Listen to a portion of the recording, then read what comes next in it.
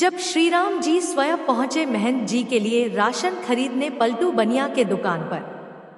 भगवान श्री राम की नगरी श्री अयोध्या जी में कनक भवन एवं हनुमानगढ़ी के बीच में एक आश्रम है जिसे बड़ी जगह अथवा दशरथ महल के नाम से जाना जाता है।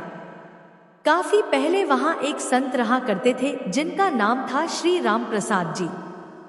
उस समय अयोध्या जी में इतनी भीड़ भाड़ नहीं होती थी, ज्यादा लोग नहीं आते थे। श्री राम प्रसाद जी ही उस समय बड़ी जगह के कर्ता धर्ता थे। वहां बड़ी जगह में मंदिर है जिसमें पत्नियों सहित चारों भाई श्री राम, श्री लक्ष्मण, श्री भरत एवं श्री शत्रुघ्न जी एवं हनुमान जी की सेवा होती है। चूंकि सब के सब फक्कड़ संत थे तो नित्य मंदिर में जो भी थोड़ा बहुत चढ़ावा आता था उसी से मंदिर एवं आश्रम का खर्च चला करता था। प्रतिदिन मंदिर में आने वाला सारा चढ़ावा एक बनिए को, जिसका नाम था पलटू बनिया, भिजवाया जाता था। उसी धन से थोड़ा बहुत जो भी राशन आता था उसी का भोग प्रसाद बनकर भगवान को भोग लगता था और जो भी संत आश्रम में रहते थे वे खाते थे। एक बार प्रभु की ऐसी लीला हुई कि मंदिर में कुछ चढ़ावा आया ही नहीं। अब इन साधुओं के पास कुछ जोड़ा गांठा तो था नहीं, तो क्या किया जाए। कोई उपाय ना देखकर श्री राम प्रसाद जी ने दो साधुओं को पलटू बनिया के पास भेज के कहलवाया कि भैया आज तो कुछ चढ़ावा आया नहीं है, आता थोड़ा सा राशन उधार दे दो, कम से कम भगवान को भोग तो लग ही जाए। पलटू बनिया ने जब यह सुना तो उसने यह कहकर मना कर दिया कि मेरा और महंत जी का लेना देना तो नकद का है, मैं उधार में कुछ नहीं दे पाऊंगा। श्री राम प्रसाद जी को जब यह पता चला तो जैसी भगवान की इच्छा कहकर उन्होंने भगवान को उस दिन जल का ही भोग लगा दिया। सारे साधु भी जल पी के रह गए। प्रभु की ऐसी परीक्षा थी कि रात्रि में भी जल का ही भोग लगा और सारे साधु भी जल पीकर भूखे ही सोए। वहां मंदिर में नियम था कि शयन कराते समय भगवान को एक बड़ा सुंदर पीतांबर ओढ़ाया जाता था तथा शयन आरती के बाद श्री राम प्रसाद जी नित्य करीब 1 घंटा बैठकर भगवान को भजन सुनाते थे। पूरे दिन के भूखे राम प्रसाद जी बैठे भजन गाते रहे और नियम पूरा करके सोने चले गए। धीरे धीरे करके रात बीतने लगी। करीब आधी रात को पलटू बनिया के घर का दरवाजा किसी ने खटखटाया। वो बनिया घबरा गया कि इतनी रात को कौन आ गया। जब आवाज सुनी तो पता चला कुछ बच्चे दरवाजे पर शोर मचा रहे हैं। अरे पलटू, पलटू सेठ, अरे दरवाजा खोल। उसने हड़बड़ा कर खींचते हुए दरवाजा खोला। सोचा कि जरूर ये बच्चे शरारत कर रहे होंगे, अभी इनकी अच्छे से डांट लगाऊंगा। जब उसने दरवाजा खोला तो देखता है कि 4 लड़के जिनकी अवस्था 12 वर्ष से भी कम की होगी एक पीतांबर ओढ़ कर खड़े हैं। वे चारों लड़के एक ही पीतांबर ओढ़े थे। उनकी छवि इतनी मोहक, ऐसी लुभावनी थी कि ना चाहते हुए भी पलटू का सारा क्रोध प्रेम में परिवर्तित हो गया और वह आश्चर्य से पूछने लगा, बच्चों तुम हो कौन और इतनी रात को क्यों शोर मचा रहे हो। बिना कुछ कहे बच्चे घर में घुस आए और बोले, हमें राम प्रसाद बाबा ने भेजा है। ये जो पीतांबर हम ओढ़े हैं इसका कोना खोलो, इसमें 1600 रुपए हैं, निकालो और गिनो। ये वो समय था जब आना और पैसा चलता था। 1600 उस समय बहुत बड़ी रकम हुआ करते थे।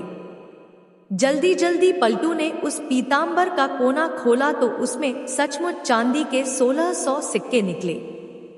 प्रश्न भरी दृष्टि से पलटू बनिया उन बच्चों को देखने लगा। तब बच्चों ने कहा, इन पैसों का राशन कल सुबह आश्रम भिजवा देना। अब पलटू बनिया को थोड़ी शर्म आई। हाय, आज मैंने राशन नहीं दिया, लगता है महंत जी नाराज हो गए हैं, इसीलिए रात में ही इतने सारे पैसे भिजवा दिए। पश्चाताप, संकोच और प्रेम के साथ उसने हाथ जोड़कर कहा, बच्चों मेरी पूरी दुकान भी उठाकर मैं महंत जी को दे दूंगा तो भी ये पैसे ज्यादा ही बैठेंगे। इतने मूल्य का सामान देते देते तो मुझे पता नहीं कितना समय लग जाएगा। बच्चों ने कहा, ठीक है, आप एक साथ मत दीजिए, थोड़ा थोड़ा करके अब से नित्य ही सुबह सुबह आश्रम भिजवा दिया कीजिएगा। आज के बाद कभी भी राशन के लिए मना मत कीजिएगा। पलटू बनिया तो मारे शर्म के जमीन में गड़ा जाए। वो फिर हाथ जोड़कर बोला, जैसी मेहनत जी की आज्ञा। इतना कह सुन के वो बच्चे चले गए, लेकिन जाते जाते पलटू बनिया का मन भी ले गए। इधर सवेरे सवेरे मंगला आरती के लिए जब पुजारी जी ने मंदिर के पट खोले तो देखा भगवान का पीतांबर गायब है। उन्होंने ये बात राम प्रसाद जी को बताई और सबको लगा कि कोई रात में पीतांबर चुरा के ले गया। जब थोड़ा दिन चढ़ा तो गाड़ी में ढेर सारा सामान लदवा के कृतज्ञता के साथ हाथ जोड़े हुए पलटू बनिया आया और सीधा राम प्रसाद जी के चरणों में गिरकर क्षमा मांगने लगा। राम प्रसाद जी को तो कुछ पता ही नहीं था। वे पूछे, क्या हुआ? अरे किस बात की माफी मांग रहा है? पर पलटू बनिया उठे ही ना और कहे, महाराज रात में पैसे भिजवाने की क्या आवश्यकता थी? मैं कान पकड़ता हूँ, आज के बाद कभी भी राशन के लिए मना नहीं करूंगा। और ये रहा आपका पीतांबर। वो बच्चे मेरे यहाँ ही छोड़ गए थे, बड़े प्यारे बच्चे थे। इतनी रात को बेचारे पैसे लेकर आ भी गए। आप बुरा ना माने तो मैं एक बार उन बालकों को फिर से देखना चाहता हूँ। जब राम प्रसाद जी ने वो पीतांबर देखा तो पता चला ये तो हमारे मंदिर का ही है जो गायब हो गया था। अब वो पूछे कि ये तुम्हारे पास कैसे आया? तब उस बनिया ने रात वाली पूरी घटना सुनाई। अब तो राम प्रसाद जी भागे जल्दी से और सीधा मंदिर जाकर भगवान के पैरों में पड़कर रोने लगे कि हे भक्तवत्सल, मेरे कारण आपको आधी रात में इतना कष्ट उठाना पड़ा, और कष्ट उठाया सो उठाया, मैंने जीवन भर आपकी सेवा की, मुझे तो दर्शन ना हुआ। और इस बनिए को आधी रात में दर्शन देने पहुंच गए। जब पलटू बनिया को पूरी बात पता चली तो उसका हृदय भी धक से होके रह गया कि जिन्हें मैं साधारण बालक समझ बैठा वे तो त्रिभुवन के नाथ थे। अरे मैं तो चरण भी न छू पाया। अब तो वे दोनों ही लोग बैठ कर रोए। इसके बाद कभी भी आश्रम में राशन की कमी नहीं हुई। आज तक वहां संत सेवा होती आ रही है।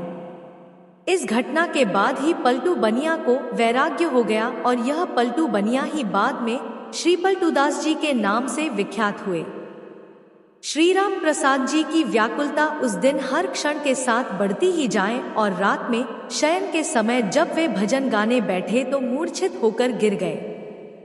संसार के लिए तो वे मूर्छित थे, किंतु मूर्छावस्था में ही उन्हें पत्नियों सहित चारों भाइयों का दर्शन हुआ और उसी दर्शन में श्री जानकी जी ने उनके आंसू पोंछे तथा अपनी उंगली से इनके माथे पर बिंदी लगाई, जिसे फिर सदैव इन्होंने अपने मस्तक पर धारण करके रखा। उसी के बाद से इनके आश्रम में बिंदी वाले तिलक का प्रचलन हुआ।